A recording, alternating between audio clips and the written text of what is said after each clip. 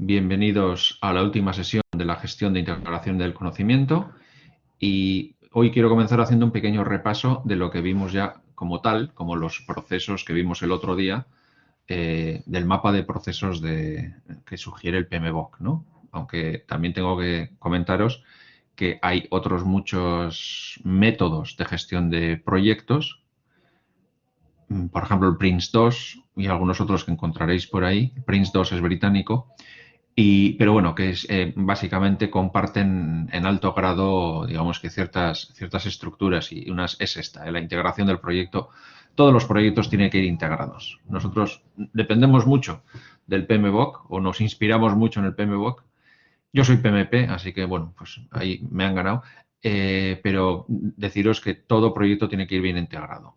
Quizá algunos proyectos tengan más o menos procesos, pero bueno, que al fin y al cabo siempre tiene que haber un macro, un macro conjunto, quiero decir, de herramientas que permitan la integración del proyecto. Vale, en la anterior sesión de la semana pasada ya empezamos a ver la parte de desarrollar el plan para la dirección del proyecto, ¿no? Que es una de las cosas que nos piden. Vale, entonces, ¿qué ocurre aquí? Bueno, pues empezamos más o menos en orden. Evidentemente, siempre empezamos por aquí, que es cuando desarrollamos el acta de constitución del proyecto. Creo que lo tenéis clarísimo. Se cogen los documentos de negocio, el enunciado, se desarrolla el acta, se generan los primeros documentos del proyecto, empezamos a hablar del patrocinador y empezamos a planificarlo absolutamente todo, ¿no? Esa fase de planificación, saltamos aquí, es el desarrollo del plan para la dirección del proyecto. Y hablábamos que hay un master plan, que es este, que se alimenta del acta de constitución, evidentemente, de las salidas de otros procesos, porque esto es un proceso iterativo. Acordaros que esto siempre entrarán cosas aquí y habrá que hacer pequeños cambios al plan. Siempre digo que el plan final, o sea, la versión 15 del plan, pues se parecerá bastante a la versión 0, pero tendrá bastantes cosas diferentes. Por lo tanto, tampoco penséis que vamos a revolucionar el plan original, pero sí habrá que introducir cambios. Por lo tanto, las salidas de otros procesos están constantemente retroalimentando esta integración. Y luego la propia empresa, con sus factores ambientales y sus activos, pues también nos ayudan a desarrollar el plan. Acordaros, y luego veremos un poquitín un repaso del módulo 2, acordaros del ciclo y de los tipos de empresa que nos podemos encontrar. La funcional, la matricial, dentro de la matricial, la débil, la equilibrada, la fuerte y después las empresas proyectizadas.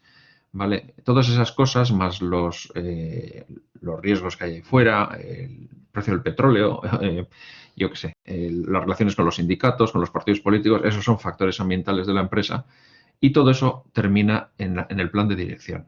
El plan de dirección del proyecto. Y de aquí, os acordáis que también nombrábamos que ese plan de dirección de proyecto tiene un montón de planes subsidiarios que están ahí citados. Este es un buen listado, me gusta mucho, ¿vale? Donde hablamos del alcance, los requisitos, el cronograma, todos estos, digamos que dan de comer al plan principal, por lo tanto tendremos que ir planificando cómo lo hacemos. Os he dejado las plantillas en los materiales, espero que los hayáis visto. De nuevo, insisto en que esos materiales no son ni prescriptivos ni exhaustivos, pero como me dijisteis el otro día, pues algo es mejor que nada. Los he ido recogiendo con los años, por ahí por internet, o sea que tampoco pongáis una gran fe en ellos, pero digamos como inspiración o como, digamos, trabajo lógico, tienen bastante sentido común, pues valen, ¿de acuerdo? No sé si alguno se ha podido descargar ya el zip y ha podido echarle una miradita. Pero bueno, muchos de esos planes, por ejemplo, aparecen ahí. Vale. Y luego, aparte de los planes, están las líneas base, que son lo que es importantísimo para un equipo de proyecto, ¿no? Tener la línea base del alcance, que me dice cómo va progresando, en base a los entregables que van configurando las fases. Luego, la línea base del cronograma, que me dice en qué fecha tengo que estar en qué punto del proyecto, y luego la línea base de costos, que más o menos tiene una forma de S. ¿Por qué? Porque siempre incurrimos en la mayor parte de los costos durante la fase de ejecución, ¿no? Entonces, pues eso, los costos van así, suben muchísimo en la fase de ejecución y ya en cierre, pues son un poco más lineales. Es como una S, digamos, muy poco redonda, ¿no? Más bien, creo que hay una curva de matemáticas que describe esa situación. Ahora mismo no sé cuál es, ¿vale? Pero estaba bien. Entonces, la línea base de costos y luego la línea base para la medición del desempeño. Acordaros que otro de los aspectos del director de proyecto y su equipo es medir el desempeño del proyecto, también el desempeño de los equipos y luego la descripción del ciclo de vida del proyecto, que puede ir, bueno, sabemos que tiene un principio y un fin, esa descripción tiene que quedar clara. Luego hay otra descripción del ciclo de vida del producto. Entonces, esa también se tiene en cuenta aquí, pero ojo, aquí ahora estamos hablando en esta fase del ciclo de vida del proyecto. ¿Vale? Cuando nace hasta donde muere. Y luego el enfoque de desarrollo, pues bueno, ya son temas un poco más técnicos. Documentos del proyecto que pueden formar parte de este plan también son todos esos documentos que tenemos ahí. Atributos de actividad, listas de actividades, registros de supuestos. Supongo que el precio del petróleo no va a subir durante todo el proyecto. Supongo que la piedra que voy a perforar es muy dura y puedo usar una perforadora o unas voladuras, ¿no? Supongo que, bueno, entonces ahí hay un montón digamos, de registros documentales que te dicen por dónde quieres ir, ¿no? Estimaciones de costo, qué tipo de estimaciones uso, cómo las aplico en ciertas fases o en ciertos entregables. El registro de cambios, pronósticos de costos. Bueno, ahí veis que hay un montón de documentos. No tenéis por qué tenerlos, pero quizás los podáis encontrar si hacéis una pequeña investigación. La lista de hitos suele ser bastante común y de hecho suele estar, la lista de hitos se integran en el acta de constitución. Calendarios, líneas bases de proyecto, cronograma del proyecto. Bueno, pues hay un montón de documentos ahí que entonces forman o conforman toda la documentación del proyecto. Acordaros que aquí siempre estamos describiendo los procesos de gestión del proyecto, ¿vale? No tanto los procesos de ejecución del proyecto, que eso ya difiere mucho de la naturaleza del proyecto. Si yo estoy dando clase y lo que he diseñado es un nuevo curso, pues los procesos de ejecución serán procesos de enseñanza, aprendizaje, evaluación. En cambio, si estoy haciendo una presa, pues evidentemente son procesos de construcción. ¿Se entiende esta idea, no? Como diferenciáis bien esos dos mundos, ¿no? Evidentemente, esos procesos de trabajo están incluidos en la fase de ejecución del proyecto, pero no son de procesos de gestión. Sabemos separar esos dos mundos, ¿no? Me imagino que os han dejado esto ya claro en las anteriores sesiones. ¿Vale? Y luego ya veis que, por ejemplo, pues calidad le da mucho por las métricas, los informes de calidad, la documentación de requisitos, la matriz de trazabilidad de requisitos, los desgloses de recursos, calendarios. Bueno, ahí hay un montón de cosas que pueden formar parte del plan para la elección del proyecto. Todos esos documentos son muy interesantes, ¿vale? También esta lista no tiene por qué ser exhaustiva ni prescriptiva. Si yo estoy definiendo pues, un curso de un año que voy a lanzar por primera vez en mi centro educativo, que no he lanzado nunca y que, digamos, va a ser el plan piloto para futuro, pues evidentemente quizá haya muchas de estas cosas que no necesite. De nuevo, si tengo que hacer el canal de Panamá, posiblemente necesitaré todo esto y alguna cosa más. ¿Sí? Esto me imagino que tampoco os causa ningún trauma ya a estas fechas, ¿no? Vale, acordaros entonces que saltamos y entonces llegamos cuando estamos en ejecución, que es cuando estamos dirigiendo el propio proyecto, dirigirse y gestionar el trabajo del proyecto, es cuando todo esto se pone en marcha. La rueda empieza a girar. De nuevo aquí, ¿qué tenemos? Lanzamos ya el proyecto como tal y se alimenta del plan. En el momento cero se alimenta del plan, pero en el momento que empieza a rodar, ya veis que hay otras entradas. Documento el proyecto, realizar el control. ¿Por qué? Porque cada vez que haces un control de algo, puede haber desviaciones o mejoras que te obliguen a dirigir y gestionar el trabajo de otra manera. Y luego la propia organización, de nuevo, que interviene siempre con sus factores ambientales y sus activos de los procesos, ¿no? Imaginaos un factor ambiental que se declara una huelga. Pues me vais a decir vosotros cómo vais a gestionar ese proyecto ahora, ¿no? Digamos una huelga en vuestra propia ingeniería, ¿no? En vuestro propio centro educativo. ¿Cómo voy a lanzar ese proyecto si ahora tengo una huelga? También podría ser factores ambientales que puede ser una huelga de los proveedores, ¿no? Oye, te has quedado sin los camioneros porque están todos en huelga. Dime tú cómo puedes hacer un proyecto de excavación sin camiones. O hay un problema con el petróleo, un desabastecimiento tipo Reino Unido, que lo conocéis por las noticias, y cómo se quedan tus proyectos, ¿no? Si estás haciendo un trabajo que requiere de energía de manera intensa y ni siquiera puedes garantizar el gasoil para el siguiente mes de trabajo. Pues eso es lo que hacemos, ¿no? Dirigir y gestionar el trabajo del proyecto ya es donde la realidad choca con el plan. Y esto es naturaleza, o sea, inevitable. Tenemos un plan hecho con nuestra mejor intención y luego tenemos la dura realidad. Y eso es dirigir y gestionar el trabajo del proyecto. Y a medida que la dura realidad nos vaya dando lecciones, lo que tenemos que hacernos es aprender y adaptarnos, que es lo que aparece aquí.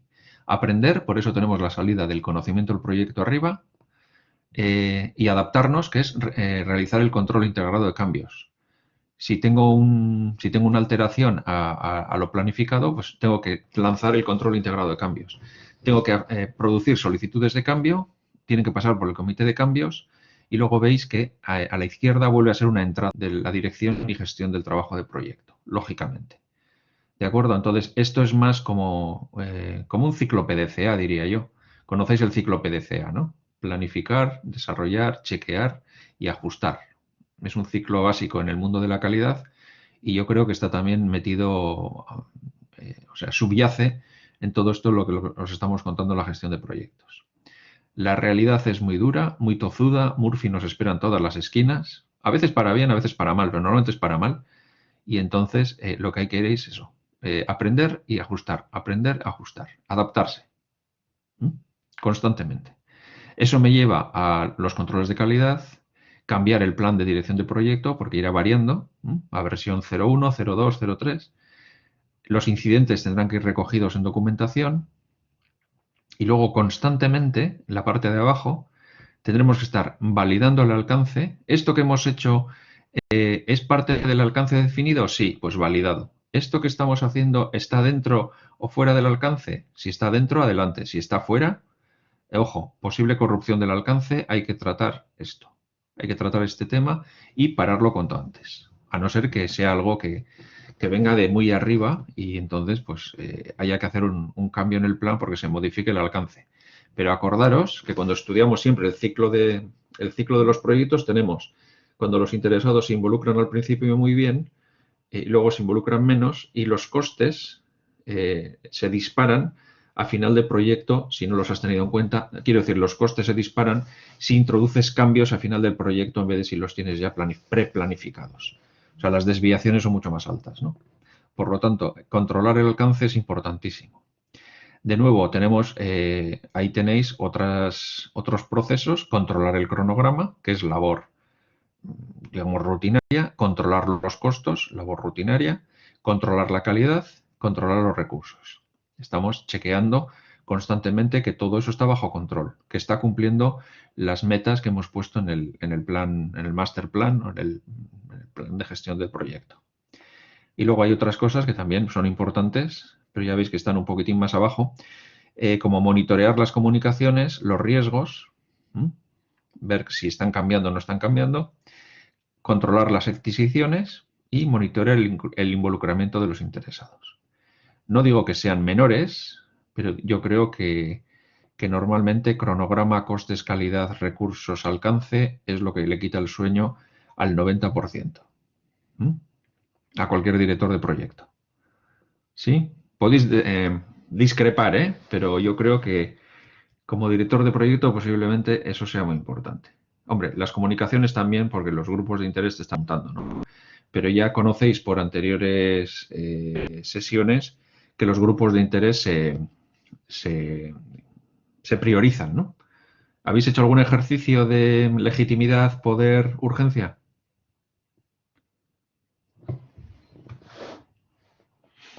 ¿Habéis hecho alguna clasificación de grupos de interés?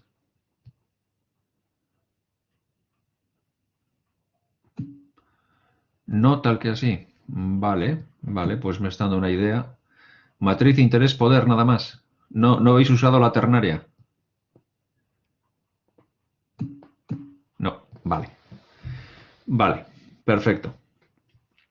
Bien, pues entonces, continuando con lo que vimos el día pasado, saltábamos, y yo creo que esto ya no llegamos aquí, el tema de monitorear y controlar el trabajo del proyecto. De nuevo, aquí que tenemos el plan que nos dice deberíamos haber hecho esto. Tenemos los documentos del proyecto que me dice así vamos y veis a todos los documentos están aquí, ¿no? Los supuestos pueden cambiar o seguir siendo los mismos, la base de las estimaciones, ¿no? El pronóstico de costos, registro de incidencias, registro de lecciones aprendidas, todo eso empieza a ser importante en el monitoreo y también aquí en el tema, la ejecución de las adquisiciones. Adquisiciones habrá muchas veces el director de proyecto nunca ejecuta porque no es su ámbito. Entonces, pues yo puedo estar dirigiendo un proyecto de construcción, pero estoy coordinando varias empresas constructoras. Yo no vengo de una empresa constructora. Sí, vale, puedo saber un porrón de ingeniería, de construcción, pero evidentemente yo lo que estoy es teniendo una serie de subcontratas con una serie de acuerdos, quizá no firmados por mí, que los ha firmado el equipo legal y la alta dirección, y tengo que hacer que esas adquisiciones hagan lo prometido, ¿no? Por eso, de nuevo, tengo que estar vigilando, sacando informes de desempeño, realizar evidentemente, si hay solicitudes de cambio, pues habrá que ajustarse a ellas o rechazarlas.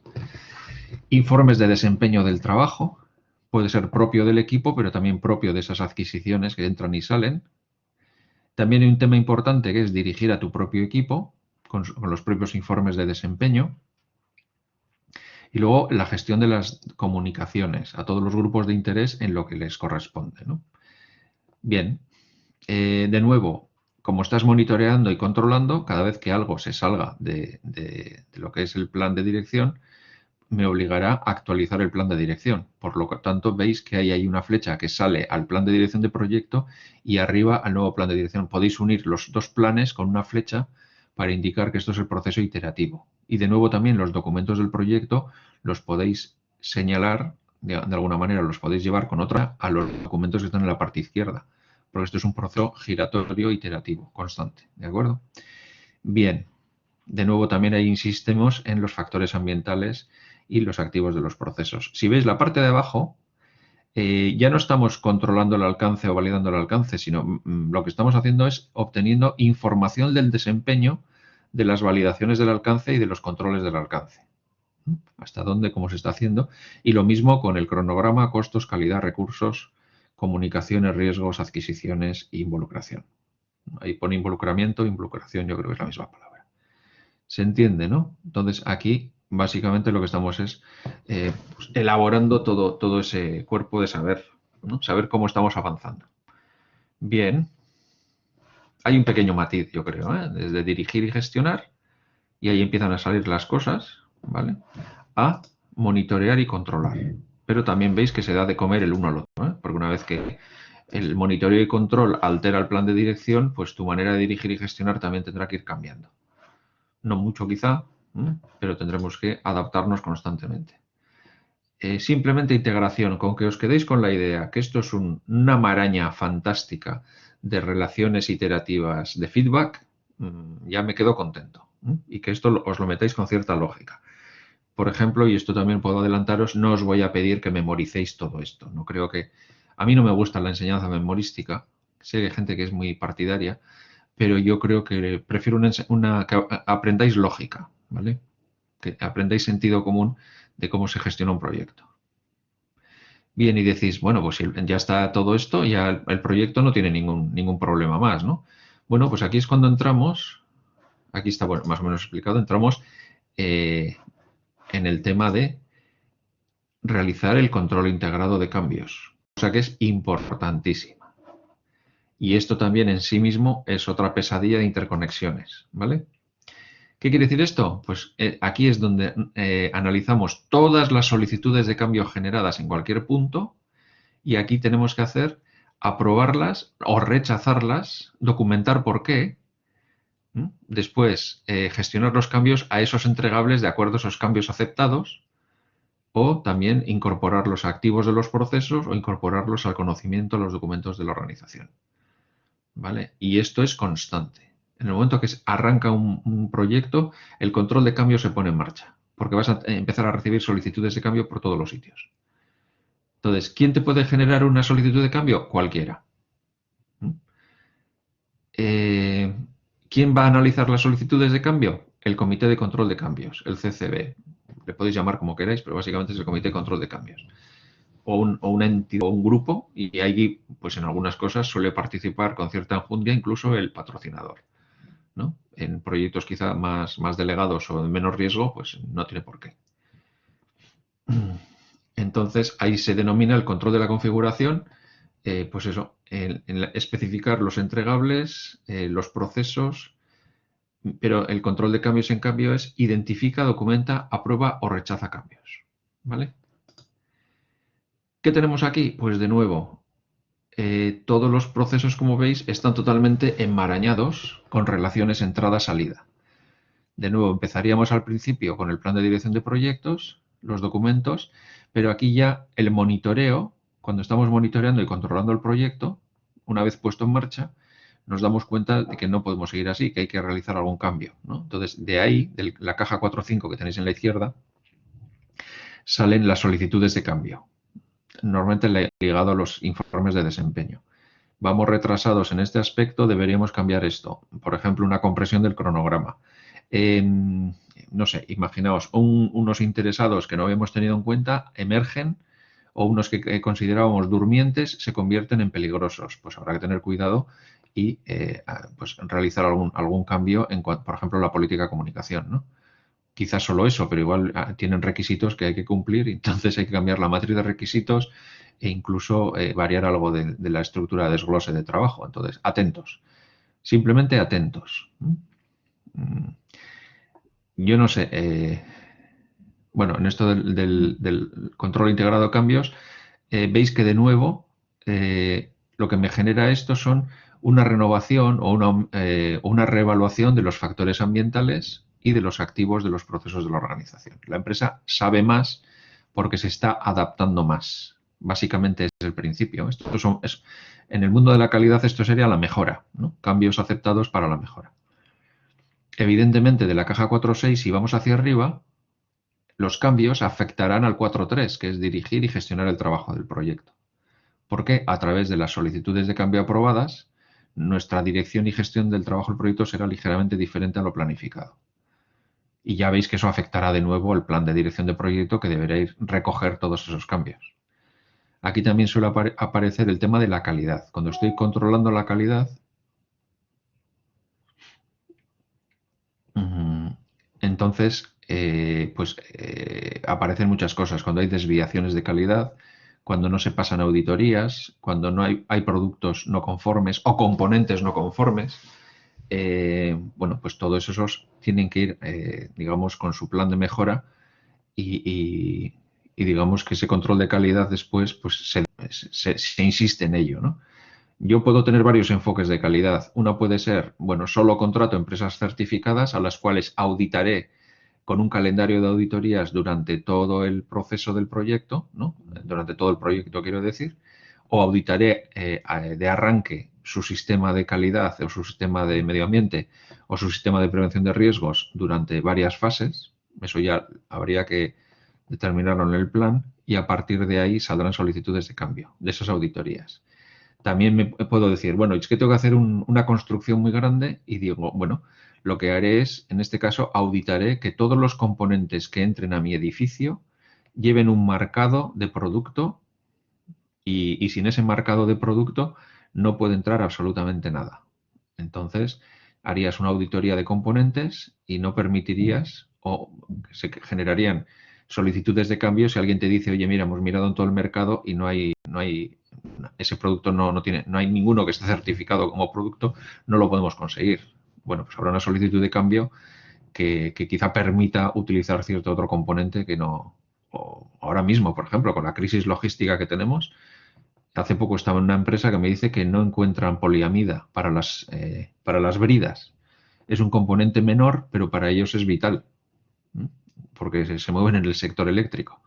Entonces, no encontrar poliamida para hacer las bridas de sujeción de todos los montajes eléctricos que hacen, para ellos ahora mismo es un drama. Y si estás en un proyecto de colocar paneles o cuadros de mando en una empresa, por ejemplo, estoy hablando de cuadros eléctricos, pues quizá tengas que generar una solicitud de cambio que te homologue el equipo de proyecto, que te permita utilizar otro material o otra alternativa de amarre de todos esos cables que hay ahí. Por lo tanto, hay que estar muy atento. ¿Vale? Y en estos temas de la calidad, pues otra cosa pues serán todos los estándares de auditoría de calidad o de control de calidad que yo usaré. Si estoy haciendo hormigón, el hormigón deberá evaluarse respecto a estos estándares de evaluación de hormigón, por ejemplo, y asegurarme que todo el hormigón que se ha vertido en mi obra cumplía con esos estándares, por lo cual necesitaré todos los informes de todos los laboratorios acreditados, que además tienen que estar acreditados para que me den esos certificados de que la obra está correcta, ¿no? El proyecto de construcción está correcto. Pero lo mismo puede ser, pues no lo sé, cuando estáis haciendo, no sé, 1.000 millones de cosas diferentes. En un tema alimentario donde yo tengo un proyecto, pues también tendré que hacer tomas y tendré que evaluar los componentes de acuerdo a ciertos estándares. Entonces, como el mundo de la calidad nos va a generar un montón de solicitudes de cambio. ¿Vale? Simplemente por decirlo así. Y las solicitudes de cambio también veis que caen en cascada a todos esos procesos que tenemos debajo. Dirigir y gestionar el trabajo del proyecto, adquirir recursos, monitorear las conexiones. Bueno, puede caer alguno de estos. No quiero decir que las solicitudes de cambio sean siempre para todos, dependiendo también de la intensidad y la naturaleza del proyecto. Pero incluso puede ser dirigir al equipo o monitorear los riesgos, ¿no? Vale, simplemente que sepáis que esto es complicado, por lo menos así, visto así, y deberá ser, digamos que a discreción del director de proyecto, ver cómo se ajusta hacia un lado o hacia el otro. ¿Sí? ¿Alguna duda?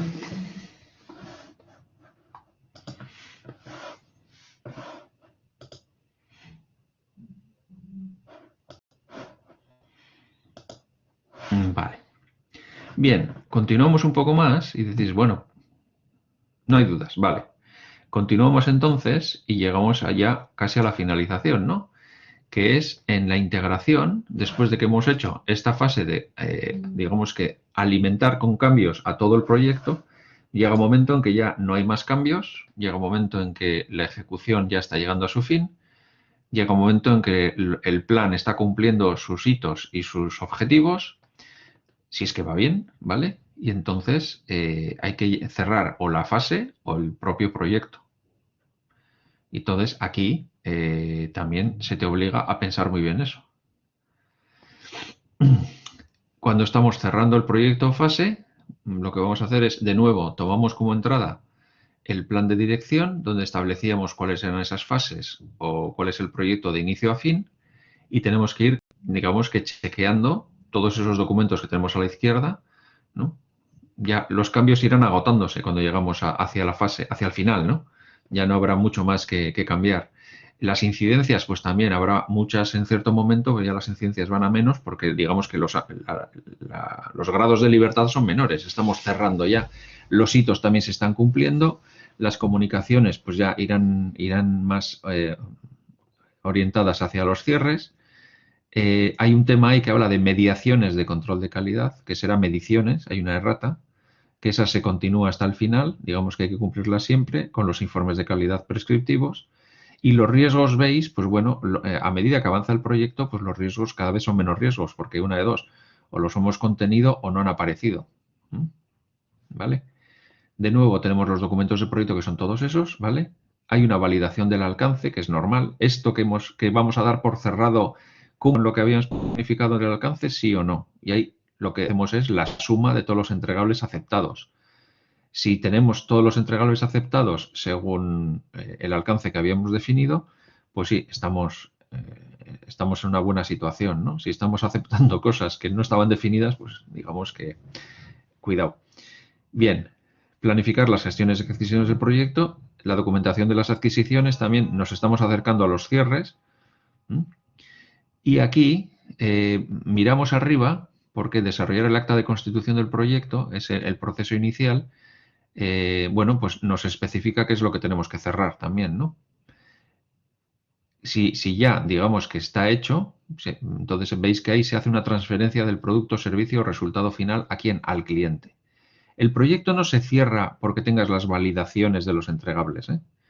Una cosa es que tú vayas aceptando los entregables, que digas, vale, compruebo, todo en orden, la calidad comprobada, el alcance comprobado, el coste comprobado, de acuerdo, está aceptado, lo firmo, de acuerdo, pero hasta que el cliente no acepte la transferencia, no habéis acabado nada. Esto es así.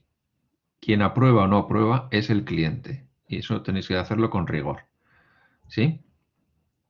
Entonces, él os dará el aprobado final. Cuando la transferencia se dé por hecha y el cliente diga, ok, el producto es conforme a lo que yo había pedido en este proyecto, la vacuna funciona, por ejemplo, que es lo que dice el mercado, ¿no? Ahora mismo, el hospital está ya operativo, cuando ya es un proyecto llave en mano, o la depuradora, o la presa, o el canal, me da igual, o el viaducto. Entonces ya el cliente, que puede ser una institución pública o puede ser el mercado como tal, dice que sí. O una unidad productiva de tu empresa o de otro cliente. Bien, luego, ¿qué hay que hacer? ¿Ya está? No, no está. Todavía no hemos terminado. Como equipo de proyecto no hemos terminado. Ya tenemos al cliente contento, todo parece que está en orden. Lo que hay que hacer ahora es registrar todas las lecciones aprendidas durante el proyecto. Y eso forma parte del bagaje de los activos de la organización y son lo que se denominan documentos del proyecto. Lecciones aprendidas quiere decir qué se ha hecho bien, qué se ha hecho mal, por qué, con análisis de causas. Hay 1000 herramientas que se pueden utilizar, registros, etcétera, etcétera. Y eso queda como documentación anexa al proyecto. Y finalmente hay un informe final y se actualizan los activos de los procesos de la organización. El know-how de la organización ahora aumenta cuando hacemos este cierre formal porque de alguna manera vamos entregándole el conocimiento a la casa. Hay un informe final, se le entrega y luego en cuanto a adquisiciones en ese proceso, los acuerdos llegan a su final y hay que hacer un cierre legal. Hasta que, el proyecto no se cierra hasta que todos los documentos de firma y de los OKs estén hechos. Hay un cierre legal, o sea, el equipo jurídico normalmente interviene y dice, bueno, esto ya está, y se cierra con todos los parabienes. Y luego ya esté el tema del, bueno, pues el caso de negocio, si se ha cumplido o no se ha cumplido, los cálculos del beneficio del proyecto o no, y la actualización de los proyectos de la organización. Bueno, os aviso que aquí hay una tormenta de rayos, o sea que si por alguna razón me quedo sin luz y se corta, intentaré reconectarme en cuanto antes, ¿eh? Espero que no, pero bueno, estáis advertidos, ¿vale? No os vayáis, quiero decir. Bien, entonces decimos, bueno, entonces, pues ya tenemos la integración hecha, ¿no? Vale, aquí hay un bloque que a mí sí me interesa que repasemos, que es este, es el del ciclo de vida del proyecto. ¿Por qué? Porque tiene mucho que ver con la integración. La integración sobrevuela esto. Entonces, ¿qué tenemos aquí? Esta curva ya la conocéis. Creo que os la presenté en el 0,2 y que sabemos entonces que ahí tenemos el tiempo en el eje X y tenemos en el eje Y costo y nivel de dotación de personal. Sabemos que cuando se inicia el proyecto, el costo no es muy grande y la dotación de personal no es muy grande porque estamos simplemente elaborando el enunciado, viendo el caso de negocio, si es viable, no es viable, si es rentable, si es conveniente, si encaja dentro de nuestro portafolio, dentro de nuestros programas y dentro de la estrategia de la organización, lanzar un proyecto de ese tipo, ¿vale? Entonces, pues no tiene una gran dotación de personas ni de costes. Pero en el momento que se genera el acta de constitución y hay un responsable de proyecto, un equipo de proyecto, comenzamos con la organización y preparación. Ahí ya veis que por lo menos el equipo de gestión de proyecto, tiene que involucrarse. Aquí, ¿con qué nos enfrentamos? Y esto sí que quiero que lo repaséis bien, con el tipo de empresa que tenemos. Sabéis que podemos tener empresas funcionales, matriciales o proyectizadas. Y dentro de las matriciales había 3 tipos. Dadle un repaso a eso, porque algunas cosas del examen también se relacionan con eso. O sea, no creáis que son departamentos estancos. A lo que voy. Se prepara entonces el proyecto y digamos que el siguiente punto crítico es tener redactado ya el plan para la dirección de proyecto con todos los planes subsidiarios y con todos los documentos que necesitamos. De nuevo, insisto mucho, depende del tipo de proyecto, del sector y de otras muchas cosas más, no tenéis que hacerlo absolutamente todo. Un buen director de proyecto sopesa qué procesos aparecen y qué procesos no aparecen con tanta intensidad. Si a mí me dicen que tengo que preparar un curso y hacerlo según una estructura de proyecto, pues posiblemente la evaluación de riesgos sea mínima, será un papelito. Posiblemente sí me haré una matriz de requisitos, pero el desglose de trabajo posiblemente lo haré muy sencillito. ¿Se entiende esto, no? Que los procesos se aplican con mayor o menor presión, o más que presión diría yo, con mayor o menor intensidad, dependiendo de la naturaleza del proyecto. Bien, si continuamos entonces, el siguiente bloque ya es la mera ejecución, y en la ejecución estamos hablando de desarrollar el trabajo, monitorearlo, controlarlo y efectuar los cambios. Básicamente, hacer y adaptarse, sabiendo que hay que cambiar muchas veces. Entonces, la ejecución es una ejecución inteligente, es iterativa, no os preocupéis porque el plan de dirección de proyecto cambie, y después viene el cierre. Pero el cierre solo se puede hacer cuando tengo todos los entregables aceptados. E incluso ahí puede que el cliente no me acepte alguna cosa, por lo tanto tendremos que esperar o renegociar o retrabajar alguna cosa. A veces el cliente espera una cosa impresionante y lo que recibe le decepciona. Bueno, pues ley de vida, ¿no? Eso puede pasar en un curso o puede pasar en cualquier otro tipo de proyecto. Oye, pues por lo que habíamos pactado, esto es lo que tenías que tener. Ya, pero es que yo quería mucho más. Esto es lo que hay. Los entregables están aceptados por dentro, digamos, dentro del proyecto porque cumplen con el alcance, la calidad, la descripción de lo que se iba a hacer y el cliente a veces dice, ojo, pues yo quería alguna otra cosa más. Hombre, normalmente eso indica una mala comunicación entre las partes, ¿no? Pero a lo que voy, un entregable aceptado o la colección de todos los entregables aceptados, ¿de acuerdo? No implica que el proyecto se cierre. El proyecto lo cierra el cliente cuando te dice sí, esto es correcto. Y no se cierra solo cuando el cliente dice eso, sino que después hay un cierre documental y legal que tiene que ver con las compras, normalmente. Bien. Y lo dicho, ahí veis cómo suben los costes. Los costes donde más suben, y además si calculamos el área, veis que el área es mucho más grande justo debajo de la zona de ejecución. Digamos que la curva sube muy alta y después en cierre pues vemos que los costes son menores. Este ciclo de vida de proyecto lo tenéis que tener metido en la cabeza a fuego, ¿vale? Es muy sencillo, pero digamos que esto es el resumen más resumido que puedo encontrar de la integración. Nos movemos en esta zona. Otra cosa importantísima, que lo he comentado antes, es este del riesgo y la incertidumbre. ¿Cuál es el mayor riesgo e incertidumbre? ¿Cuándo estoy yo más lejos de cumplir con los objetivos? Al principio del proyecto. Entonces tenemos que tener esto en cuenta. ¿Cuándo estoy más lejos de cumplir los objetivos? Al principio. Porque ni siquiera sé si se me va a paralizar el proyecto por alguna razón que todavía no he contemplado, o un cambio legal o una pandemia, me da igual. ¿Vale? Entonces, riesgo e incertidumbre altísimos al principio, bajísimos al final, porque ya los grados de libertad son mucho menores. Tengo mucha incertidumbre en que el puente se va a hacer. Digo, míralo, si ya está hecho, solo faltan las barandillas. Tienes mucha incertidumbre que no se termine. Dices, no, casi seguro que lo terminamos, ¿no? A no ser que le caiga, yo qué sé, un aerolito encima y lo rompa en dos, ya la incertidumbre ha desaparecido, el puente está ahí. En cambio, el coste de los cambios, que es la otra curva, acordaros, si yo tengo una buena planificación, he hablado bien con los grupos de interés, he recogido muy bien los requisitos y lo tengo todo bien cerrado pues, y planificado, pues los cambios no me supondrán grandes costes. Pero si es al final del proyecto, cuando empiezan los cambios con cierta severidad, los costes se disparan. No sé si sabéis algo de bueno, ya ha salido ya hace bastante, la nueva normativa europea de túneles.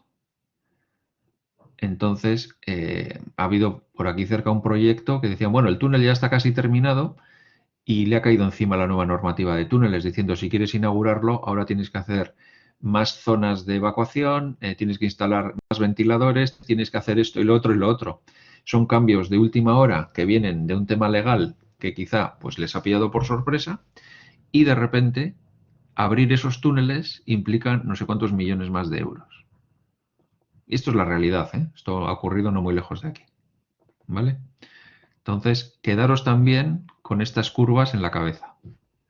¿Cuándo estoy más lejos de poder conseguir un objetivo? Al principio. ¿Cuándo estoy más cerca? Al final, cuando ya casi lo veo. ¿Mm? Bien. Eh, Luego hay, bueno, está el tema de las fases, ¿no? Normalmente los proyectos se dividen en fases de manera lógica si son de cierta enjundia. Es lógico que tengamos pues la excavación primero, la cimentación después, la obra civil y luego la instalación, ¿no? Y la puesta en marcha, diríamos, si estoy pensando ahora mismo en el ejemplo típico de un hospital. Entonces sí podemos romper la obra por fases o el proyecto de edificación por fases. Bueno, y eso sería pues una metodología en cascada clásica, ¿no? A veces se pueden superponer las fases, aunque no suele ser conveniente. Y bueno, pues básicamente esto se hace con la lógica y esto es parte también de la descomposición de tareas que hacemos con la EDT, ¿no? Bien, aunque luego cada fase tiene su propia EDT, ¿eh? Pero ya la lógica nos dice que podemos contemplar el proyecto o las fases del proyecto encajarían también en esa lógica, ¿vale? Aquí hay unos controles, digamos que hay las diferentes fases. eh, el trabajo el trabajo en una fase tiene un enfoque único que difiere de otras fases, pues por la tecnología, por la naturaleza de su trabajo. Eh, Luego hay una serie de controles o procesos que son exclusivos, ¿vale? Y luego el cierre de una fase transfiere un entregable a la siguiente fase. Es otra de las cosas que tenéis que tener en cuenta, ¿vale? Normalmente cada fase también se regirá con la misma estructura que hemos visto aquí de mapas de procesos de gestión de proyectos, ¿eh? No hay, digamos que una estructuración, o sea, no hay ningún libro mágico que te diga cómo tienes que romper las fases. Muchísimo sentido común, mucho también es opinión de expertos, mucho también es de activos de la organización, o sea, el know-how de empresas que ya han hecho esas cosas, ¿vale? Y cada uno pues lo adopta de la manera que le da la gana. Si son proyectos in-house, pues me imagino que ahí la empresa, yo no le voy a enseñar a la Volkswagen cómo se diseña un prototipo de coche. Tengo claro que ellos saben perfectamente cómo hacer las fases. También sería deber mío, y esto es una de las cosas que suele aparecer, si yo no sé nada del proyecto o de la empresa en la que voy a trabajar, mi primera labor como director de proyecto es conocer la cultura de la organización, que eso es, ¿cómo se denomina esto en lenguaje de proyectos? Activos de la organización y factores ambientales de la organización, ¿de acuerdo? Mi primer trabajo es ese. Primero situarme dónde estoy y ver cómo voy a poder hacer el proyecto. Utilizaré los activos para ver cómo se han hecho otros proyectos y los factores ambientales para ver la cultura también que puede haber alrededor de la empresa, ¿no? Aquí hay una gráfica muy, muy buena que me habla del nivel de esfuerzo. El nivel de esfuerzo que implica al equipo y al director de proyecto. Veis que al principio, en los grupos de procesos de inicio, el esfuerzo no es muy grande. Acordaros que solo hay dos procesos, básicamente. Cuando estamos en planificación ya el esfuerzo es gordo. Normalmente la planificación suele ser un poquitín más corta además, o bastante más corta que la ejecución. Y luego el esfuerzo mayor es en la ejecución. Ya un poquitín por debajo ya están el monitoreo y control y los de cierre, pero veis que los de cierre son un pico, es una línea punteada muy a la derecha, porque estamos ya finalizando el proyecto. Y como director de proyecto, pues también tendremos que saber dónde están los esfuerzos, porque otro de los temas importantes es que tu equipo no se queme, ¿no? ¿Sí? ¿Vale? Bien, esto es lo que os decía antes, y esto es importante. Hay unos procesos de dirección de proyectos, que es lo que estamos estudiando, lo que estáis trabajando, y luego están los procesos orientados al producto, ¿vale? Y están definidos por el ciclo de vida de proyecto, varían según área de aplicación y la fase del ciclo de vida del proyecto, ¿vale? O sea, tienen que ver con el coche, con el puente, con el canal o con el hospital o con la vacuna. Nosotros y la guía PMBOK normalmente se concentra solo en este. Sobre esto ya tendríamos que tirar mucho del know-how nuestro, de nuestra organización o de las empresas a las cuales compramos trabajo. ¿Sí? ¿Se entiende esta idea? ¿Cómo lo veis? ¿Hasta aquí claro? Bien. Aquí quería entrar un poquitín en lo que es, bueno, pues lo que denominamos los grupos de procesos, ¿no? Tenemos los 5 grupos de procesos: inicio, planificación, ejecución, monitoreo, control, finalización. Me imagino que ya no os olvidáis de eso. Y las entradas y salidas que pueden llegar a tener. ¿Mm? Entonces, fijaos, aquí hay un ejercicio teórico, evidentemente, luego la realidad dicta pues unas flechas más gruesas, unas flechas más finas. Entonces, las naranjas serían relaciones entre grupos de procesos y las grises externas a los grupos de procesos, ¿no? Bueno, de todas maneras, ahí tenéis el eje central que tenemos en vertical: grupo de procesos de inicio, grupo de planificación, grupo de ejecución, grupo de cierre. Ahí veis que en los de cierre, bueno, pues hay relaciones con, pues eso, con el cliente, sobre todo, los activos de la organización y los factores ambientales. Pero bueno, vamos un poco por orden. Ahí arriba lo que tenemos es una estructura de entradas y salidas. Son entradas y salidas que han ido apareciendo a lo largo de todo el curso, desde que empezasteis el máster, y yo creo que también ayuda a tener un mapa que nos oriente, ¿no? Y veis ahí que para entrar en grupos de inicio, pues tenemos el enunciado, el caso de negocio y los acuerdos. Acuerdos con diferentes partes, ¿no? Pues acuerdos con la autoridad pública, acuerdos internos de la empresa, lo que sea. Pero es que eso es lo que ya va a echar a andar el proyecto. La salida de eso, evidentemente, entra a los procesos de inicio. ¿Y qué sale de aquí? El registro de interesados y el acta de constitución. Son las dos grandes salidas. Cuando estamos en planificación, ¿qué tenemos? Pues ahí veis documentos de adquisiciones y luego externamente, pues activos y factores ambientales de la empresa. Pero la gran salida interna entre procesos va a ser el plan de dirección de proyecto que tenéis ahí a la derecha, que sale hacia esta gran caja naranja de grupo de procesos de monitoreo y control. Cuidado que el grupo de procesos de monitoreo y control lo vigila todo, ¿eh? Vigila desde el inicio hasta el cierre. Y esto es otra de las cosas que me gusta. Monitoreo y control lo vigila absolutamente todo, ¿vale? Y yo creo que nos tenemos, o sea, nos estamos todo el rato vigilando y pensándonos a nosotros mismos si estamos gestionando bien ese proyecto con sus informes de desempeño, con sus métricas, etcétera, etcétera. Pero bueno, nos quedamos con esa idea que en la segunda caja donde pone grupos de procesos de planificación es el plan de dirección de proyecto lo más gordo que sale. Luego están los documentos del proyecto, que hemos citado antes, hemos visto la lista, que también se monitorean, y bajamos a la ejecución.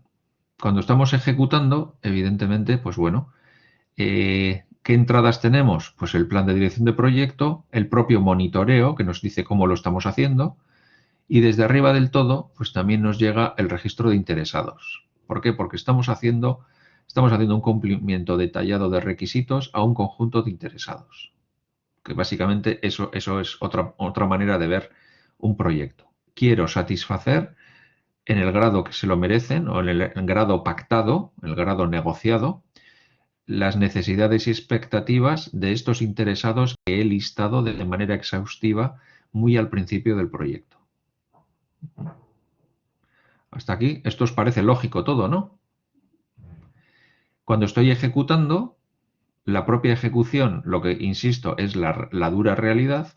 De aquí salen pues un montón de cosas que se llaman solicitudes de cambio, medidas de control, informes de desempeño, y eso, digamos, que entra al monitoreo y control y me lo devuelve a ejecución, porque yo tengo que, digamos, que hacer ahí, hay una pequeña rueda PDCA y la ejecución se va modificando a través de lo que yo voy viendo cómo va la cosa.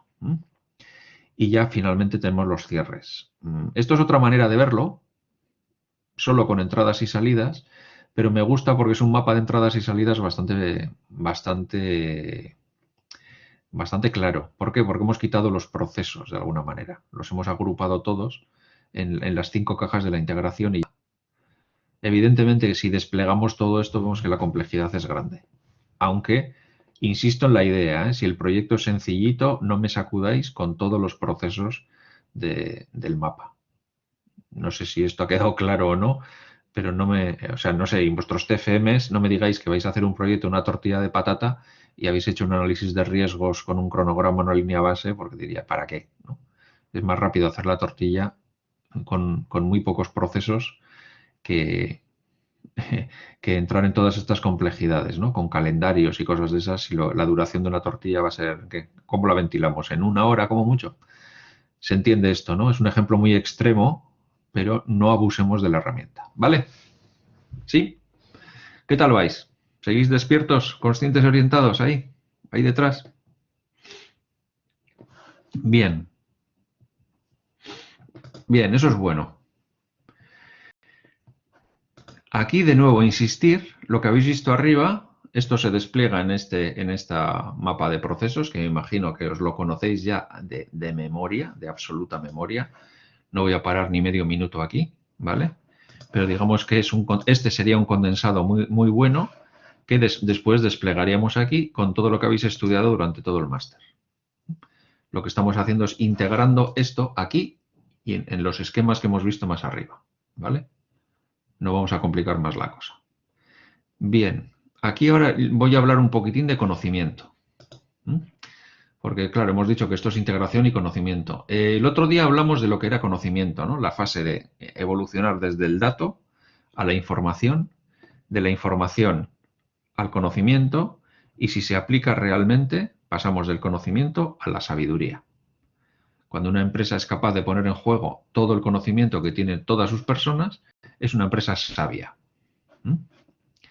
Aunque también empiezo a oír cada vez más que, y esto es un experimento que se hizo en consultoría o un experimento empresarial, creo que os lo he contado ya, ¿no? Lo de introducir una persona en una dinámica de grupos y decir que esa persona tenía como misión, digamos, que cuestionarlo absolutamente todo cuando a ese grupo se le proponía un problema, ¿no? Esto os lo conté, creo.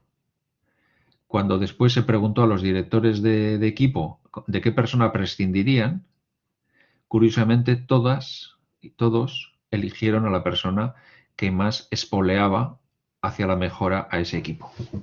Lo cual es también indicativo de la raza humana, ¿no? De cómo funciona nuestra cabeza.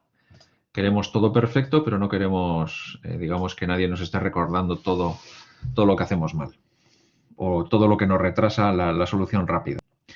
Bien, entonces, ¿qué es esto de la gestión del conocimiento?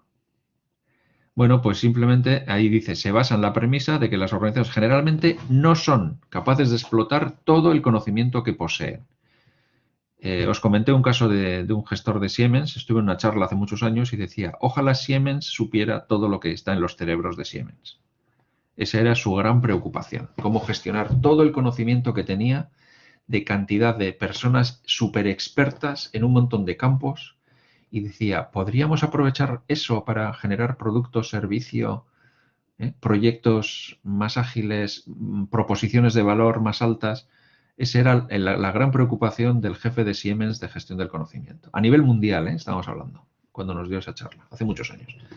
Entonces, ¿esto cómo se complementa? Bueno, hay otro concepto que es el de las organizaciones que aprenden.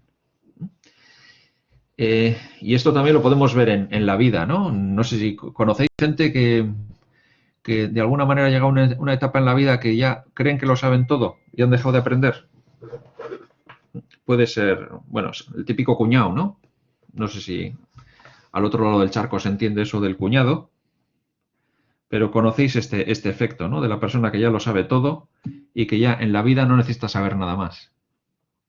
Sandra, ¿no sabes eso? Bueno, pues el cuñado es el típico sabelotodo que, aunque no tenga ningún tipo de formación ni cualificación, siempre propone soluciones a problemas que le exceden, ¿no? Es el típico que está en la barra del bar, apoyado en el bar, que tiene soluciones para la pandemia, soluciones para el hambre mundial, soluciones para el calentamiento global. tiene siempre soluciones para todo, aunque no tenga ninguna calificación, ¿no? Entonces, eso aquí se denomina la opinión de tu cuñado, ¿no? Cuñado sábelo todo. Vale. No sé si ahora me decís que tenéis un cuñado que se parece, pero no quiero meterme en líos. A lo que voy. Lo mismo que un ser humano se muere cuando deja de aprender, por decirlo así, básicamente, una organización puede morirse cuando deja de aprender. Y una organización puede hacer unos proyectos muy malos si deja de aprender a cómo hacerlos. Porque, digamos que ejecutar proyectos, digamos que es otra competencia, y esa competencia debe ser cuidada, ¿no? Bueno, lo que pasa es que el conocimiento también se convierte en rutina. Aquí, no sé si habéis visto alguna vez, ¿habéis visto alguna vez un artesano trabajando? Un artesano de la madera o un artesano de la cerámica trabajando. Sí, vale. Cuando le veis trabajar, os dais cuenta que, bueno, cada producto que hace es único, que tiene un principio y un fin. Por lo tanto, lo podemos considerar que son un proyecto, ¿no? O sea, cada vasija es un proyecto. Cada mueble de madera que hace es un proyecto. Cada escultura que hace es un proyecto. Y cuando los vemos trabajar, yo por lo menos algunas veces me fascino cuando veo algunos, incluso cuando ves un cocinero cocinar, me parece muy curioso, ¿no? Porque cada vez que da de comer a un grupo de personas en su restaurante, pues es un proyecto diferente, ¿no? Son diferentes personas, diferentes menús. Bien, si lo consideramos así, cuando les ves trabajar te das cuenta de todo el know-how que tienen, ¿no? Saben manejar las herramientas, saben dónde están perfectamente afiladas. ¿Habéis visto alguna vez un artesano que tenga la herramienta en malas condiciones? A no ser que sea uno especialmente chapucero, ¿no? Puede que la herramienta sea vieja y tenga muchísimos años y mucho que contar, pero ya os digo que suele estar limpia, perfectamente afilada, en una posición donde el artesano sabe dónde la tiene en todo momento, ¿m? Y cuando recurre a ella es para hacer ese trabajo y nada más que ese trabajo. Mientras que nosotros, cuando hacemos algo parecido, lo mismo nos da un destornillador para cortar que un cuchillo para desatornillar, ¿no? Porque no tenemos ningún know-how en un montón de cosas. Digamos que de la rutina diaria, imaginaos en la cocina o imaginaos si estamos haciendo un trabajo de artesanía, ¿no? Por primera vez. ¿Se entiende esta diferencia entonces? Un artesano con muchísimos años de experiencia sabe, lo hace de manera casi rutinaria y automática, y sabe en todo momento qué herramienta utilizar y tiene esa herramienta en perfecto estado de revisión. ¿Sí? Este es el concepto con el que quiero asociaros a la gestión del conocimiento. Lo mismo cuando tienes un buen profesor, ¿no? Si tenemos una clase, yo he tenido algunos de esos, ¿no? La clase te la dan medida, sabe lo que va a dar ese día, te la ilustra de tal manera que es imposible que te escapes porque genera una atención constante, ¿no? O personas que dan conferencias, también he visto algunas brillantes, ¿vale? ¿Por qué? Porque tienen una gestión de lo que conocen y los conocen por la práctica y lo han ido aprendiendo durante muchos años. Exactamente lo mismo es lo que queremos con los proyectos. Si yo soy una ingeniería especializada en levantar rascacielos, lo que quiero es ya que esto me funcione casi en automático y sepa absolutamente qué usar en cada momento. No solo en la propia gestión del proyecto, ¿no? Digamos que podemos utilizar el Prince2 o el PMP, pero yo sé cómo se integra el proyecto, cómo avanza, sino también incluso en la aplicación de las tecnologías de ejecución de ese proyecto, ¿vale? O del producto o del entregable. Entonces, aquí está el concepto de las organizaciones que aprenden. Aquí hay mucho trabajo teórico, ¿vale? Yo no voy a entrar mucho en las teorías, no soy mucho de leer autores, la verdad. Conozco alguno, pero no me meto en muchos líos. Simplemente si me dicen que este autor es el mejor, ya adelante con él, ¿vale? Pero aquí hablan, pues, eso, de ciclos de aprendizaje organizacional, Dixon del 94. No creéis que esto de la gestión del conocimiento es muy antiguo, ¿eh? Digamos que esto fue, sí, bastante de los 90 o principios de este siglo. También está ligado con la mejora continua que viene del mundo de la calidad, ¿eh? Que también es una manera de ver, oye, esto no sale como yo quiero, aplicamos el ciclo PDCA, aplicamos montones de herramientas de mejora que hay ahí y, de nuevo, aprendemos a hacer nuevas rutinas, que también obliga a olvidarnos de hacerlo de la manera anterior. Y a veces nos encontramos con culturas empresariales a las que les cuesta olvidar hacer lo antiguo. Bien, ¿Qué tipos de conocimiento conocemos? Nunca mejor dicho.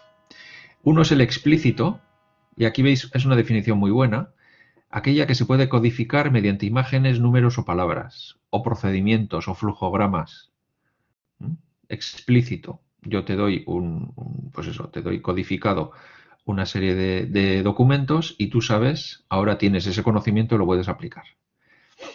Y luego está el tácito, que es más difícil de expresar, ¿no? Creencias, percepciones, experiencias, saber hacer, olfato, ¿no? Que también está ahí, ¿eh? Incluso se puede compartir a lo largo y ancho de una organización. Hay un conocimiento tácito, no es explícito, es implícito. ¿Mm? Está ahí y sabes que son los mayores expertos del campo, pero no expresan todo lo que ven y a veces tienen intuiciones, ¿no? Esto es como, no sé si os ha pasado también, se os estropea el coche y lo llevas al mecánico, ¿no? Tenemos el mecánico explícito que conecta la maleta para que le diga qué es lo que está estropeado en el coche, ¿no? Porque tiene un procedimiento que le dice lo que tiene que hacer. Y luego te dice, no sé, la maleta no me dice nada, no sé qué puedo hacer en tu coche. Y esto ocurre. Y tienes el mecánico que mete la maleta, no le dice nada y dice, dame un paseo en el coche. Le das el paseo y dice, ya sé lo que le pasa. No sé si os ha pasado alguna de estas experiencias, pero eso es la diferencia entre el conocimiento explícito y el conocimiento tácito. O una de ellas, ¿eh? Porque hay un plus de conocimiento. Entonces, ¿cuál es la gestión del conocimiento? Pues hacer que utilicemos el conocimiento existente, el que vale, y crear nuevo que nos va a valer a futuro. Bien, hay más autores también aquí, pero me gusta esta gráfica. Voy directamente a esta gráfica y la vamos viendo. Aquí, de lo que habla este autor, Nonaka, del 94, habla de que tenemos conocimientos tácitos y explícitos. En el eje X podemos aprender haciendo, pero dice que hay 4 grandes fases que funcionan como una espiral. Y siempre hay algo en medio que se llama el diálogo, ¿vale? Entonces, el conocimiento tácito. Bueno, pues hay una socialización, ¿no? Hemos compartido experiencias, hemos observado, estamos imitando a otros, hemos hecho brainstormings, pero sin criticar unos a otros, ¿no? Sin criticar el resultado. Digamos que es una cultura tácita de aquí se hacen las cosas así y se hacen relativamente bien. Pero esto, si hacemos girar la rueda, normalmente lo que necesitamos es convertirlo en explícito. Cuando explicitamos cosas, normalmente lo reflejamos en algún soporte. Insisto, documentos, procedimientos, procesos, flujogramas, esquemas, incluso metáforas y analogías, modelados. Entonces estamos ya enlazando el conocimiento y una vez que lo tenemos ya, digamos que trabajado, te das cuenta de lo que eres capaz de hacer, lo has expresado, entonces te das cuenta que puedes combinar esos conocimientos. Los puedes ordenar, los puedes añadir, categorizar. Puedes crear metodologías, puedes copiar las buenas prácticas y eso después lo vuelves a internalizar. De nuevo, lo que os decía, esta información válida se convierte en conocimiento cuando lo internalizas. Y entonces tiene algo que ver con el nuevo entrenamiento. Olvidas de hacer cosas que ya sabías hacer y ahora incorporas de manera explícita cosas que no sabes hacer, pero con el tiempo se va convirtiendo en tácito. Quiere decir que te vas convirtiendo en inconscientemente competente después de una fase de competencia consciente, ¿no? Que esto es algo que también lo veréis así en muchos sitios. Entonces, muchos somos inconscientemente competentes, por ejemplo, cuando conduces un coche, ¿no? Bien, conduces un coche y no sabes por dónde lo has conducido. Has sido inconscientemente competente. No has tenido accidentes, cumples con todas las reglamentaciones, has parado en todos los semáforos, pero te cuesta mucho saber por dónde has venido este día, ¿no? Porque funcionas en automático. Vale, eso puede ser un conocimiento tácito, pero luego tenemos, ya sé que esta analogía igual nos vale mucho, pero luego tenemos que los códigos de circulación tienen que estar escritos en papel, ¿no? Y los tenemos que estudiar o tenemos que mejorar, ¿vale? Y luego las nuevas generaciones de conductores, pues de todo ese saber, internalizarán a través del aprendizaje esa manera de conducir hasta que se vuelvan a ser conductores de nuevo competentes, ¿vale? Bien, esto a nivel de empresa, a nivel de proyectos, a nivel de lo que queráis, ¿vale? Entonces, el primer paso es la socialización. Convertimos conocimientos tácitos entre individuos a través de observación, interacción y práctica. Estamos en el cuadrante superior izquierdo. El siguiente es la externalización. Entonces, reflexionamos, ponemos negro sobre blanco y aprendemos, ¿no? O documentamos más que aprender. Después viene el aprendizaje por combinación. Cogemos todo nuestro conocimiento explícito, lo estudiamos a fondo y de ahí sacamos más conocimiento. Y luego la internacionalización, de nuevo, nos hace aprender a través del entrenamiento. Y esto es una espiral. De nuevo, esto es una espiral que nos lleva a ser cada vez más sabios. A no ser que tengas eso, el típico cuñado que dice que ya sabe suficiente, que no necesita más. ¿Vale? ¿De acuerdo? Bien. ¿Cómo relacionamos esto con el PMBOK? Digamos, ya que nos estamos acercando a la gestión de proyectos. Bueno, pues el PMBOK, a ver, insisto en la idea. Lo que queremos enseñaros es a hacer funcionar proyectos. Que sea el PMBOK la guía de inspiración está muy bien, pero esto no es un máster sobre el PMBOK ni sobre el PMI, ¿vale? Eso creo que nos queda claro. Bien, entonces lo que necesitamos hacer en un proyecto es utilizar el conocimiento que existe y crear nuevo conocimiento. ¿Para qué? Para conseguir los objetivos del proyecto. Creo que casos ha habido bastantes, ¿no? Pero, por ejemplo, el caso del viaducto de Millau que hicisteis conmigo hace unos meses, visteis que ellos tenían cierto problema en levantar los pilares del viaducto, entonces tuvieron que aprender a hacer los pilotes de otra manera. Habían hecho o sabían hacer puentes con cierta tecnología y tuvieron que aprender a hacerlo pues a mucha más altura, con muchos más vientos y con otro proceso productivo, ¿no? Por decirlo así. Pues eso es realmente gestión del conocimiento y eso queda como reserva, como activo de la organización para ellos a futuro cuando hagan otro desafío de esos. Vale. Pues eso sería entonces lo que buscamos en la gestión de proyectos. Entonces, para esto tenemos nuestro propio proceso también dentro de la integración, ¿no? Gestionar el conocimiento del proyecto. Tú con el conocimiento que tienes en la fecha de arranque del proyecto y tu plan de dirección de proyecto, ¿cómo es? El estado del arte que tienes en este día, con todos sus proyectos, planes subsidiarios, digamos que es el conocimiento de partida con el que naces, ¿no?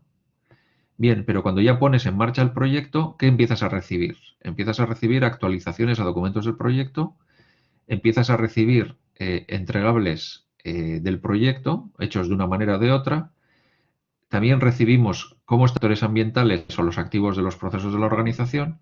En esto de los activos pueden haber nuevas metodologías, que la empresa haya aprendido a hacer nuevas cosas, ¿vale? Y entonces, desde ese punto de vista, recogemos todas esto de manera iterativa, porque sabemos que ese plan de dirección de proyecto va a experimentar variaciones y evoluciones, y eso es lo que debe quedar recogido aquí, en el 4.4 que tenéis ahí en naranja. A partir de aquí, ¿qué salen? Pues actualizaciones al plan de dirección de proyecto. Por lo tanto, ya veis que se cierra siempre ese bucle. El registro de lecciones aprendidas, que son documentos de proyecto, como veis también están en la izquierda, se cierra ese bucle. Y actualizaciones a los activos de procesos de la organización, que lo tenemos abajo también, y se cierra ese bucle porque digamos que la empresa, la organización, está aprendiendo a hacer cosas que quizá antes no sabía hacer. ¿Que es un proyecto pequeño, las lecciones aprendidas son limitadas? Correcto. Si yo os mandase a hacer una tortilla de aquí a las 12 de la noche, pues posiblemente, pues no sé, el know-how creo que de todos vosotros sería similar, ¿no? Luego habría que ver en requisitos si queréis cebolla o no queréis cebolla, pero básicamente creo que el conocimiento de hacer una tortilla es exactamente igual en todos vosotros, ¿no? Aunque trabajaseis en equipo. Vale. A lo que voy es que sería muy difícil a día de hoy a conseguir un registro de lecciones aprendidas realmente novedoso. Pero en proyectos complejos, pues evidentemente esto tiene un gran peso. ¿Sí? Bien, ¿cómo lo llevamos aquí? Bien, ¿seguís conscientes y orientados ahí? Dicho esto,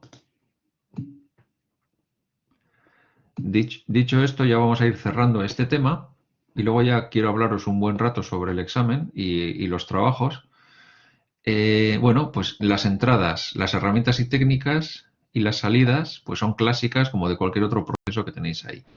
Aquí, atentos, porque yo aquí, cuando pone juicios de expertos, gestión del conocimiento, gestión de la información, habilidades, yo creo que aquí en herramientas y técnicas también habrá que ver temas tecnológicos también, ¿eh? Cuando hablamos de juicios de expertos, quizá el experto no es tanto una persona, sino son ya, pues, digamos que proveedores de tecnologías, en algunos casos muy avanzadas, ¿no? Acordaros, por ejemplo, el caso del puente túnel de Escandinavia, donde hubo que buscar nuevas soluciones a la perforación del suelo, ¿no? Y también hubo que buscar algunas técnicas nuevas para hundir eh, los cajones de hormigón prefabricado en el punto exacto, ¿no? Pues ahí pues eso. ¿Qué conocimiento tengo? Pues tengo un este escaso. Bien, ¿conocemos algo más? Ejemplo clásico, el que tenemos ahora con las vacunas. Hasta ahora la humanidad, con una manera de hacer vacunas, y teníamos un plan de hacer vacunas que básicamente es pues debilitando organismos que son el virus debilitado o utilizando un virus al que le hemos inyectado parte del otro virus que nos causa la enfermedad y de ahí hemos sacado pues un par de vacunas, ¿no? Que eran la AstraZeneca, que funciona, y cuál ha sido la otra que también funcionaba, la Janssen, ¿no? Me imagino que todo esto suena.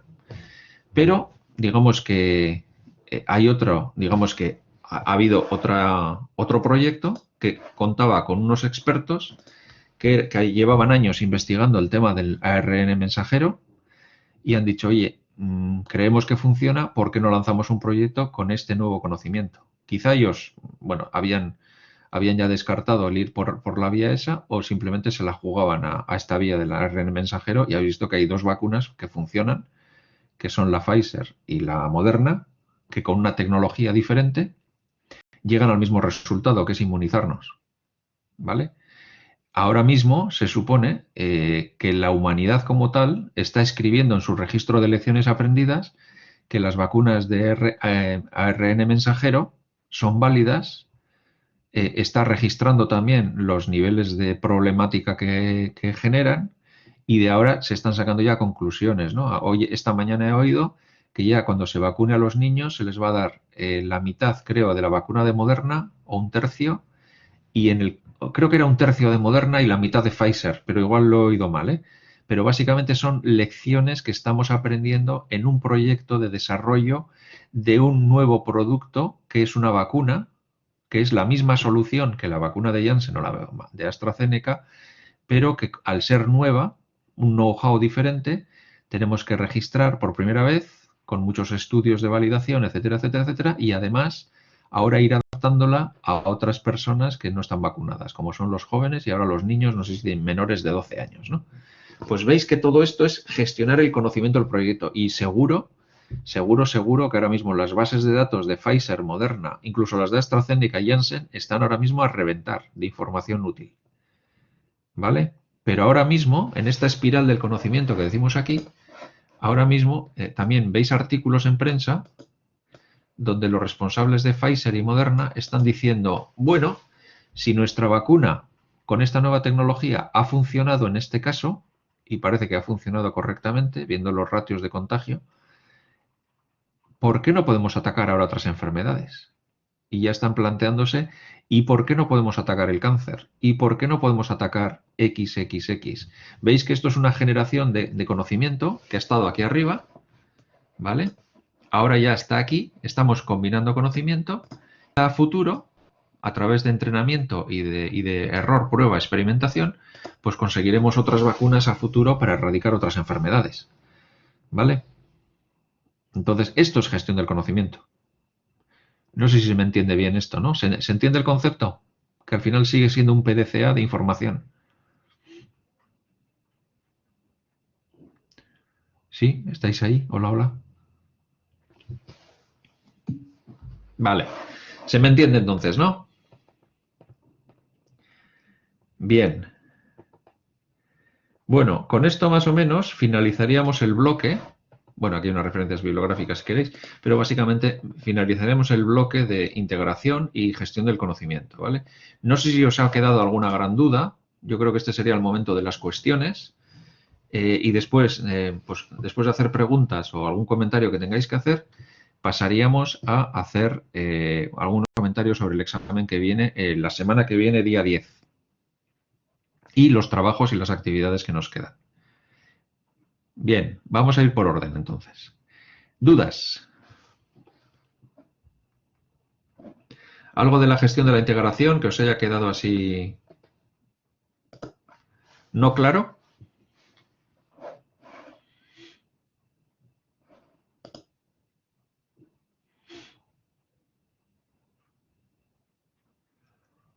¿Lo habéis entendido todo, por lo que veo?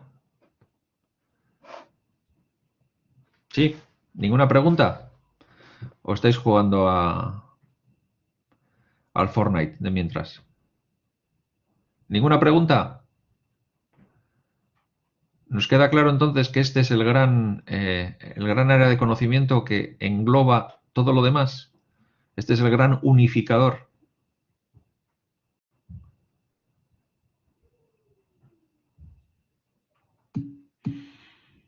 Cuando estudiemos ahí saldrán las preguntas. Ya, acordaros que el examen es la semana que viene, así que os ponéis a estudiar como, como los estudiantes serios que sois. Bueno, de todas maneras, conocéis mi correo electrónico de sobra, así que me mandéis preguntas, pero por favor no me las mandéis el día 9, ¿vale? Sobre todo porque tengo un viaje de negocios y no sé qué tiempo os puedo dedicar. Así que aprovechad el fin de semana y me escribís el 8, por lo menos, o mejor el fin de semana. Bien, os queda claro entonces, ¿no? La integración es el gran unificador. Mañana tenéis otro examen, por eso estáis tan distraídos. Bueno, vale. Dudas entonces. Visto lo visto, no os voy a dar más. Ya me las mandaréis si tenéis alguna. Bien. Actividades. Os he puesto una actividad ahora mismo abierta. Insisto muchísimo, por favor, os de alta en los grupos y empezar a trabajar en la actividad en cuanto podáis. ¿Vale? Os pondré una actividad individual más ligerita, comparada con el trabajo grupal, ¿vale? Y después abriré 2 foros donde tenéis que intervenir. Lo mismo, ¿eh? No procurad no daros mucho jabón entre vosotros, ¿vale? Sino que tendréis que criticaros más entre vosotros. Veo que sois muy diplomáticos, os queréis mucho, pero veo que en los debates pues, hay poca sangre, ¿vale? Poca sangre bien argumentada, ¿eh? A lo que voy, entonces abriré los foros. Yo creo que os daré de plazo hasta final de mes, tranquilamente. Creo que final de mes es lo prudente, visto que lo agobiados que estáis, ¿no? Y además tenéis el TFM en marcha, ¿vale? Y el examen, la primera convocatoria del examen, pues será el día 10, creo que cae miércoles.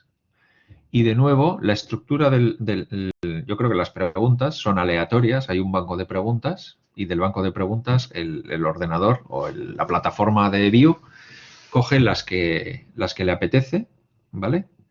Hay un banco de X, coge 15 y os las presenta, ¿vale? La mayoría de ellas, la gran mayoría, el 99%, son de 4 opciones y tenéis que elegir la correcta. Sabéis, está en la guía y creo que lo habéis hecho en todos los módulos, que las respuestas incorrectas restan 1/3 de punto, las correctas suman el punto completo, ¿no? Bien. Una de las cosas que me pareció importante en el módulo 2 y repito aquí en el módulo 13 es que no se os premia por hacerlo rápido. Se os premia por hacer el examen de manera correcta. ¿Vale? Por lo tanto, tenéis 60 minutos, es tiempo más que de sobra para responder las 15 preguntas y no vayáis a romper récords. Se puede aprobar el examen utilizando, no digo quizá los 60 minutos, pero podéis utilizar, bueno, lo que necesitéis para leer las cosas despacio. ¿Sí? Leer las cosas despacio. Normalmente encontraréis preguntas que muchas veces piden la respuesta incorrecta. Por lo tanto, leed despacio. Veréis preguntas del tipo, dime cuál no es un proceso de, yo qué sé, de integración. Indícame cuál no es la opción que debería exigir este director de proyecto en este caso. ¿Vale? Y normalmente algunas de las opciones incluyen algunas animaladas, entre comillas, tan grandes que son fáciles de detectar. Por lo tanto, por favor, leed despacio. Otras no son tan fáciles de detectar porque tiene que haber una mezcla de preguntas fáciles y difíciles, pero veréis que hay incorrecciones. Entonces sabéis perfectamente dónde está la incorrección. A alturas sabéis un montón ya y creo que seréis capaces de detectar las incorrecciones. O sea, por lo tanto, id con calma y responded con calma. Son 15 preguntas de nuevo, ¿vale? Y yo no creo que sea un examen difícil. Lo que pasa es que os encontraréis algunas que son situacionales. Un director de proyecto se encuentra en esta situación. Esto implica que tienes 4 opciones y tienes que elegir la buena. Las preguntas son sobre todo de integración, ¿vale? Las preguntas tienen que ver con integración y conocimiento, obviamente, vienen de ahí. Y las situacionales también, ¿eh? Pero sí quiero que repaséis dos temas. Uno es el del ciclo de vida de proyecto, que se vio en el módulo 2. Y la otra cosa que también quiero que repaséis con calma son el tema de las empresas que son funcionales, matriciales y proyectizadas. Dadle un buen repaso porque también hay preguntas en las situacionales que hablan de eso. Evidentemente tienen que ver con la integración, sobre todo con la cultura, ¿no? Los factores ambientales y los activos de la organización. Por lo tanto, como la integración tiene relación tan fuerte con esos dos elementos, quiero que repaséis bien eso. No es mucho lo que hay que repasar, la verdad. Lo que no quiero es que hagáis estudio memorístico. Quiero decir, no os voy a preguntar en ningún caso el listado completo de todas las salidas de un proyecto, de un proceso, ni el listado exhaustivo de todas las entradas, pero igual encuentras una que dices, oye, yo qué sé, el enunciado del proyecto se hace ¿dónde? ¿En iniciación, en ejecución o no sé dónde? Estoy especulando, ¿eh? Creo que esa pregunta no existe. Tenéis que saber situar los elementos críticos en los puntos críticos. ¿Se entiende esta idea? Por lo tanto, yo no creo que sea un examen difícil.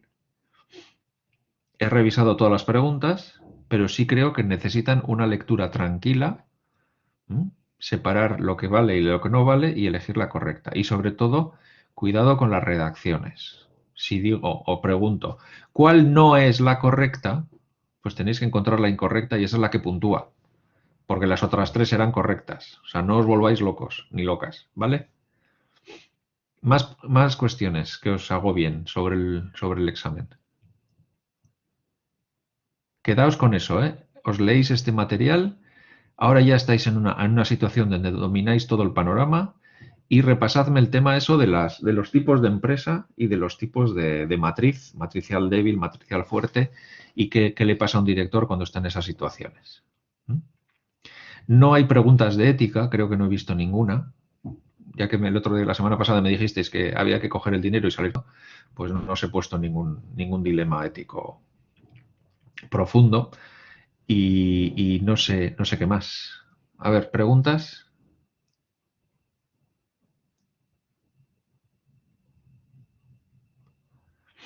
¿Cuestiones? Otra cosa. El Small CM, el Small.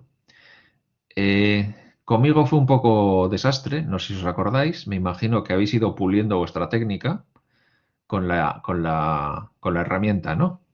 Me imagino que ahora sois auténticos maestros del Small. ¿Qué me decís?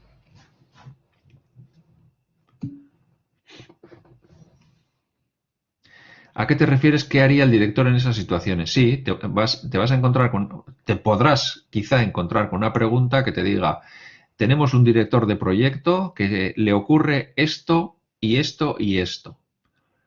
¿Tú crees que debería...? Y te ofrece 4 opciones. Tienes que elegir la correcta. Que se obtiene normalmente con todo lo que sabéis y aplicando un poco de lógica, la pregunta correcta os encaja.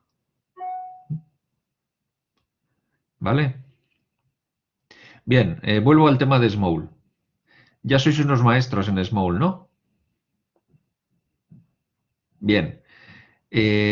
Os he puesto un warning sobre todo sobre los programas ¿cómo se llama? De gestión remota. Así que espero no volver a encontrar los AnyDesk, ni los TeamViewer, ni cosas así abiertas, a no ser que hayáis hecho una petición formal.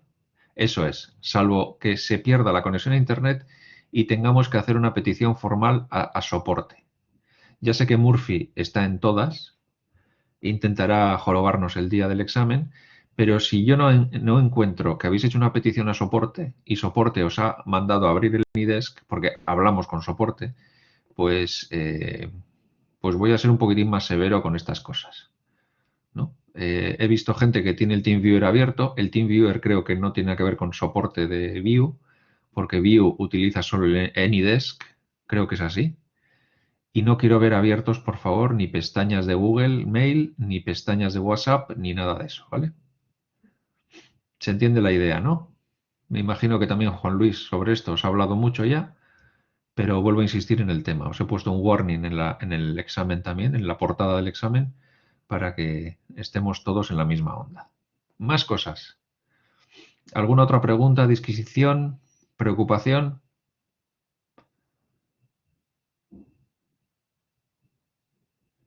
No quiero alargaros mucho. Sobre las actividades, ¿cuántas? A ver, va a haber dos actividades. La primera es grupal y ya está colgada, y en el momento que formes grupo o te integres en un grupo, la tendrás disponible y ya dentro del grupo os ponéis a trabajar. La segunda actividad es individual, ¿m? Y esa la colocaré posiblemente mañana. Ahora estáis ocupados, yo creo que tenéis trabajo de sobra. Y una vez que esas dos actividades estén hechas, y solo cuando estén hechas, podéis acceder a opinar al foro. ¿M? Dejaré los foros también abiertos. Habrá un foro grupal, ¿no? Donde cada uno, pero espero que todo el mundo intervenga. O sea, no vale con que la opinión del grupo es esta. Quiero que todo el mundo intervenga y quiero un foro del trabajo individual que de la misma manera todo el mundo intervenga. ¿Se entiende esto, no? Pues mínimo dos, como siempre. Una es presentando lo tuyo y pues eso, normalmente siempre en estructura de punto fuerte, área de mejora, ¿no? Sobre la actividad. Y luego siempre cogiendo el trabajo de alguien que no sea del grupo. El foro lo abriré pronto, pero eso es para los que... O sea, lo que no quiero ver es que la gente empiece a opinar sin haberme entregado la actividad. El foro grupal, no, insisto, lo abriré pronto, pero por favor no os pongáis a dar opiniones si antes no habéis hecho el trabajo documentado. Si veo que me has entregado el trabajo hoy y te pones a opinar mañana, no hay problema. Si veo que te pones a opinar hoy para rellenar y ya me harás el trabajo a finales de noviembre, pues mal va a andar la cosa. Se entiende esto también, ¿no? Las fechas de las intervenciones se graban. Hay un foro por cada actividad igual a dos foros, correcto. Alguien me decía, creo que era intervenciones de cada uno, dos. Creo que eras Regi la que hablabas del tema del portafolio. Vamos a ver.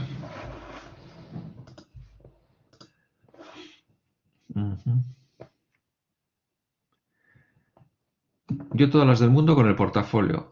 Vamos a ver. Me refiero a foros y actividades.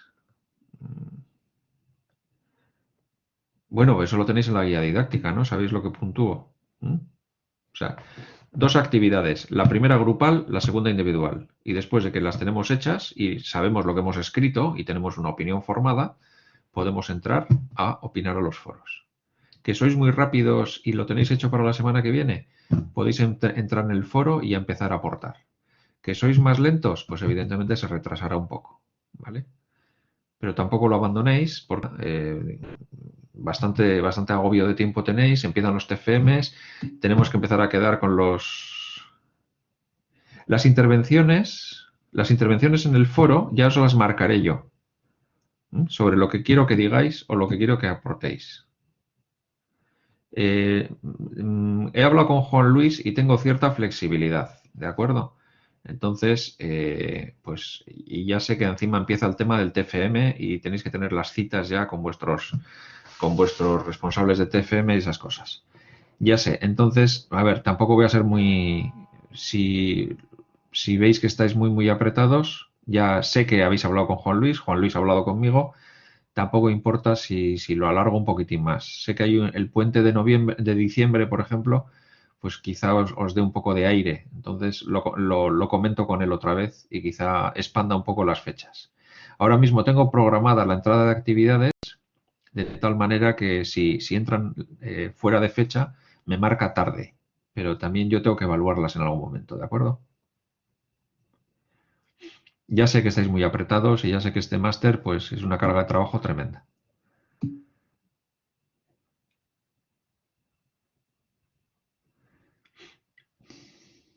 Ya, bueno, eso es otra. A mí me gusta dar las actividades cuando ya, digamos que la teoría está un poco trabajada, ¿vale? Pero ya a ver, con la que os está cayendo, con un examen esta semana, pues yo creo que id con tranquilidad. A ver, este curso así se ha hecho en 2 semanas básicamente, así que no hubiésemos adelantado mucho más, Sandra. Entonces, bueno, con calma, ¿vale? Hablaré con Juan Luis y quizás retrase un poquitín más las fechas de entrega. Eso es todo. ¿Os parece? Bueno, pues yo, pues eso, insisto en la idea, ¿eh? El examen es la semana que viene, eso sí que no se puede. ¿Será que nos puedes dar solo una en cuanto a volumen? Eh, a ver, pero ya os he dicho que la actividad personal segunda va a ser ligera, ¿vale? La grupal es la que es y la siguiente va a ser ligera, pero tiene que ser individual, ¿vale? Y nada, insistir en la idea. El examen es la semana que viene. Por favor, leed despacio, leed bien, repasad bien los conceptos, más que aprenderse cosas de memoria, ¿vale? Yo no quiero que os sepáis listados, pero sí que os suenen las cosas y dónde deben ir, que tengáis muy claro el mapa, que tengáis muy claro los procesos, ¿vale? Donde más o menos cae cada uno y sobre todo que conozcáis eso, cuáles son las situaciones cuando tenemos una empresa matricial o cuando tenemos una empresa final o cuando tenemos una empresa proyectizada, ¿vale? Y también desconfiad mucho si encontráis terminología que no la habéis visto nunca, ¿eh? Porque es bastante posible que sea una trampa, pero ojo, que hay alguna terminología un poco común que sí está en los temas de gestión de procesos. Vale, pues nada. A ver, Regi, cuéntame. Buenas noches.